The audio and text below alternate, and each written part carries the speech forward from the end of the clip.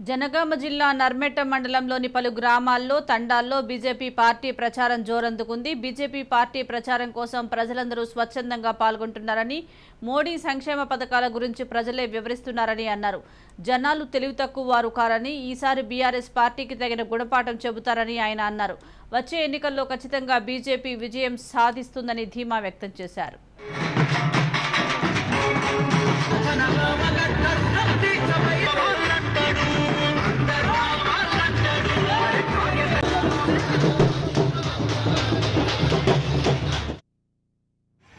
నర్మెట్ట మండలంలోని వివిధ తండాలు మరియు అన్ని గ్రామాలను సందర్శిస్తున్న సందర్భంలో ప్రజలు స్వచ్ఛందంగా వచ్చి నరేంద్ర మోడీ గారు ఈ 9 సంవత్సరాల కాలంలో తీసుకున్న నిర్ణయాలు మరియు సంక్షేమ పథకాల గురించి ప్రజలు మాకే చెప్పడం, ఈసారి భారతీయ జనతా పార్టీకి తప్పకుండా ఓటేస్తామని చెప్పడం, ప్రాంతంలో ఈరోజు బీఆర్ఎస్ అభ్యర్థిగా వచ్చినటువంటి 8 సంవత్సరాలుగా ఈ ప్రాంతానికి ప్రాతినిధ్యం వహించి ఈ జనగామ ప్రాంత అభివృద్ధికి ₹1 అలొకేషన్ చేయనటువంటి ఈ పల్లా రాజేశ్వర రెడ్డి గారు ఈరోజు ఏ ముఖం పెట్టుకొని జనగామ ప్రజల దగ్గరకు వస్తారో ఒక్కసారి చెప్పాల్సిన అవసరం ఉన్నది.